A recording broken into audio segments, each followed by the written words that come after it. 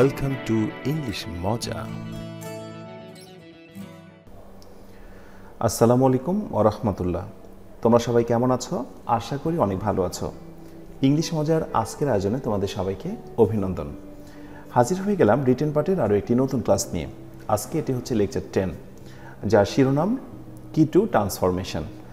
তোমরা master plan 3 পেয়েছো। এক এক করে আমি 10টি ক্লাস নিচ্ছি আজকে অবধি পর্যন্ত। তো আজকে এই 10 নম্বর যে লেকচারটি হচ্ছে তার শিরোনাম কি টু ট্রান্সফরমেশন। ট্রান্সফরমেশনের যে অংশগুলো রয়েছে সেগুলো নিয়ে আমি আজকে কথা বলবো। আর আরেকটি বিষয়, ট্রান্সফরমেশন অফ সেন্টেন্সেস, এইটা কিন্তু তোমরা অনেকেই ভয় করো। এটা তো সেই ক্লাস 6-7 থেকেই শুরু হয়েছে। তোমরা অনেকে এটা স্কিপ করে চলে এসেছো, অনেকে করতে চাওনি।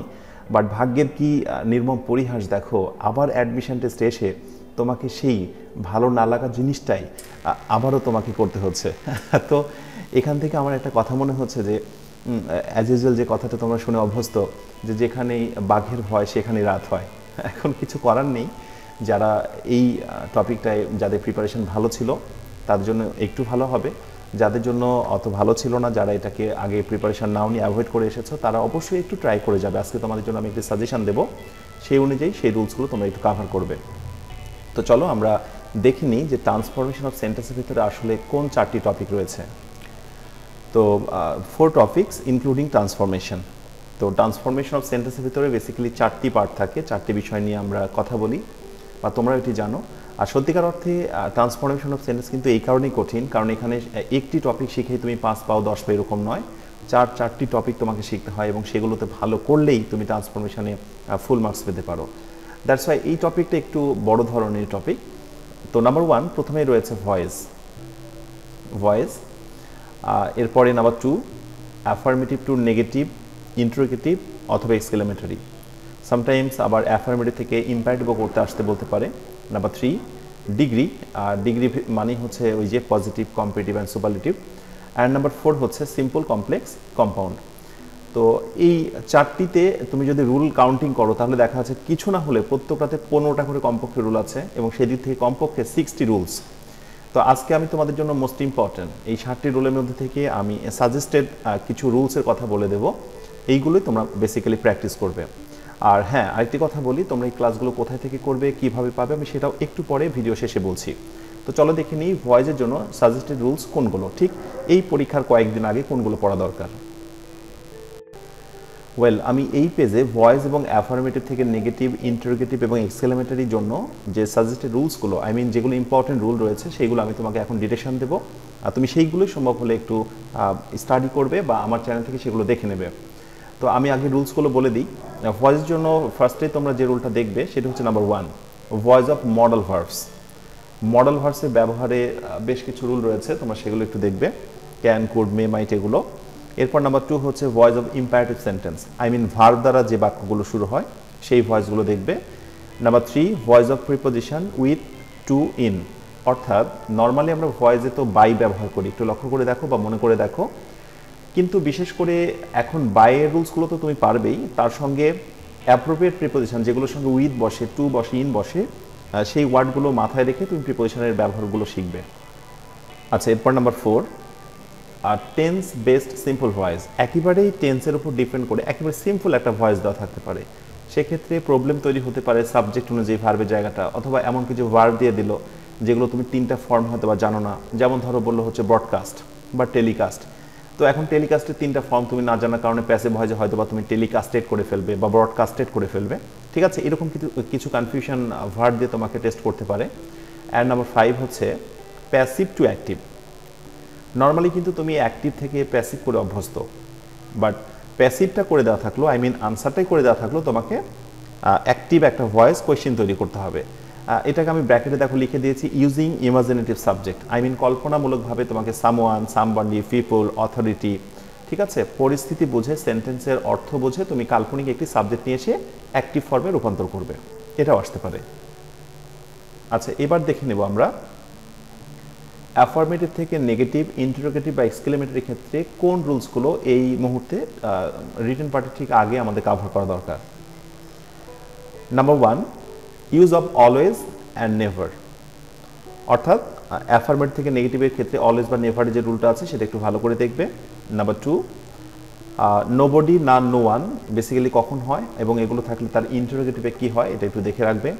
Number 3, use of who in interrogative form. I mean interrogative তুমি যখন তৈরি করবে তখন কোন নিয়মগুলো ফলো করে তুমি হু বসাও সেগুলো একটু বসাবে, অর্থাৎ ওই যে নোবডি না no one, everybody, somebody, anybody এগুলো থাকলে তো আমরা হু নেই, তো সেই ব্যবহারটা।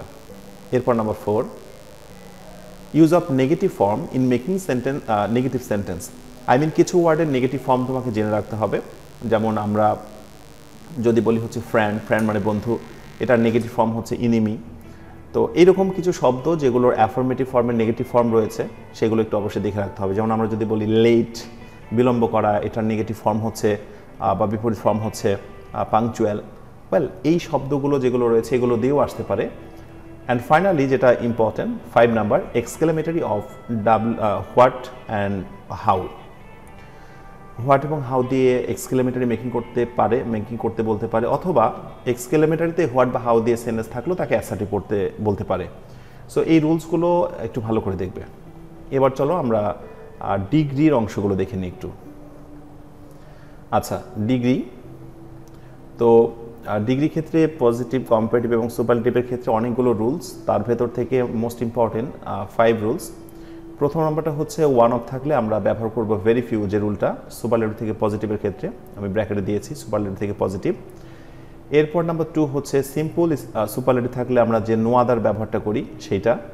নাম্বার 3, অফ অল থাকলে দেন অল আদার যে রুলটা সেটা। নাম্বার 4, দেন এনি আদার থাকলে এই যে অ্যাজ ডট ডট অ্যাজ বা সো ডট ডট অ্যাজ ব্যবহার করি সেই রুলটা। অ্যান্ড নাম্বার 5 হচ্ছে দেন মোস্ট আদার থাকলে ওয়ান অফ দ্য নিতে হবে, এই রুলটা। অ্যান্ড ফাইনালি সেন্টেন্সের ক্ষেত্রে যেগুলো দাগিয়ে দেব, সাজেস্টেড রুলসগুলো একটু দেখে নাও। নাম্বার 1, ইউজ অফ ইফ বা unless to form simple. I mean simple sentence তৈরি করার জন্য ইফ বা আনলেস যখন থাকে তখন কোন রুলসগুলো আমরা ফলো করব। তো ইফ বা আনলেস থাকলে সেটা কমপ্লেক্স সেন্টেন্স হয়ে যায়, সেটাকে সিম্পল করব আমরা কিভাবে, সেই রুলসটা। নাম্বার 2 যে রুলসটা তোমরা একটু দেখবে, use of and, but, to হবে না, এখানে মিসিং হয়েছে অর, অর্থাৎ অ্যান্ড, বাট, অর এই কয়েকটি কনজাংশন ব্যবহার করে কম্পাউন্ড কিভাবে করা যায় সেই রুলটি দেখতে হবে। এরপর number 3, use of at the age of, কোনো বয়সের কথা উল্লেখ থাকলে সিম্পল সেন্টেন্সে যে at the age of use করতে হয় সেটা। আচ্ছা, এরপরে নাম্বার 4 হচ্ছে use of relative pronoun to form complex. Relative প্রোনাউনের সাহায্যে আমরা যেভাবে কমপ্লেক্স সেন্টেন্স গঠন করি সেটা। অ্যান্ড নাম্বার 5 হচ্ছে ইউজ অফ সো দ্যাট অথবা সো ডট ডট দ্যাট, এইটা দিয়ে যখন কমপ্লেক্স সেন্টেন্স থাকে সেইটাকে আমরা কিভাবে সিম্পল করবো, এখানে কমপ্লেক্স হবে না, এটা হবে সিম্পল। ওয়েল, তো এই হচ্ছে মোস্ট ইম্পর্টেন্ট তোমাদের জন্য সাজেস্টেড 4টি টপিকের জন্য টোটাল 20 রুলস। এগুলোই ভালো করে প্র্যাকটিস করবে। আর তোমরা যদি এরপরেও আরও বেশি প্র্যাকটিস করতে চাও তো সেক্ষেত্রে বলার কিছুই নেই, তুমি অবশ্যই সেটা করবে। তো এখন বিষয় হচ্ছে যে এই ক্লাসগুলো আমি কোথায় পাবো। খুব সিম্পল, আমি আমার চ্যানেলে এই সবগুলোর ক্লাস নিয়েছি, এই সবগুলো ক্লাসই তোমরা আমার চ্যানেল থেকে করে ফেলবে। সেই জন্য দেখো উপরে একটা নাম আসলো সাজেস্টেড আই বাটন, এবং সেখানে এক এক করে আমি প্রথমে দিয়ে দিচ্ছি ভয়েসের ক্লাসটি। দেখো ভয়েসের একটি লিঙ্ক আসলো, তোমরা এই লিঙ্কে ক্লিক করলে ভয়েসের ক্লাসটি পেয়ে যাবে। অথবা যদি মনে করো যে আমি ডেসক্রিপশন থেকে লিঙ্কটি নেব, সেখানে দেখো ভয়েস ক্লাস বলে আমি লিঙ্কটা দিয়ে রেখেছি। এরপরে তোমরা হচ্ছে সেন্টেন্সের আই মিন ওই যে অ্যাফার্মেটিভ, নেগেটিভ, ইন্টারোগেটিভ এই লিঙ্কটা আমি দিয়ে দিলাম। এই লিঙ্কটাতে ক্লিক করে তোমরা ক্লাস করতে পারো, এটারও আমি লিঙ্ক ডেসক্রিপশনে দিয়ে দিলাম। এবং থার্ডে যে লিঙ্কটা দিয়ে দিচ্ছি ডিগ্রি চেঞ্জিংয়ের পজিটিভ, কম্পারেটিভ, সুপারলেটিভ, এই লিঙ্কটা, এখান থেকে তোমরা ডিগ্রি ক্লাসগুলো করবে এবং আমার দাগানো সাজেস্টেড রুলসগুলো। আর সর্বশেষ যেটা লিঙ্ক দিয়ে দিচ্ছি সেটি হচ্ছে সেন্টেন্স সিম্পল, কমপ্লেক্স, কম্পাউন্ড, এটারও লিঙ্ক আমি ডান পাশে দিয়ে দিলাম। হ্যাঁ, এই তো 4টা আমি সাজেস্টেড আই বাটন দিলাম, সেখান থেকে তোমরা ক্লাসগুলো করে ফেলো। তো আজকে এই পর্যন্তই লেকচার 10। আর একটি ক্লাস রইল তোমাদের জন্য রিটেন পার্টের জন্য, লেকচার 11 নাম্বার, যেখানে আমি প্যাসেজ সলভিংয়ের বিষয় নিয়ে কথা বলবো, যে পরীক্ষায় যদি একটি প্যাসেজ আসে সেটা কিভাবে আমাদের সলভ করতে হয় সেই টেকনিকটা নিয়ে আমি আলোচনা করব। তো এই পর্যন্তই, তোমরা সবাই অনেক ভালো থেকো, অ্যাডমিশন প্রস্তুতি মনের মতো করে নাও, সবাই সফল হও, এই প্রত্যাশা শেষ করছি। তোমরা সবাই নিজেরা ভালো থেকো আর অন্যকে ভালো রেখো। আসসালামু আলাইকুম ওয়া রাহমাতুল্লাহ।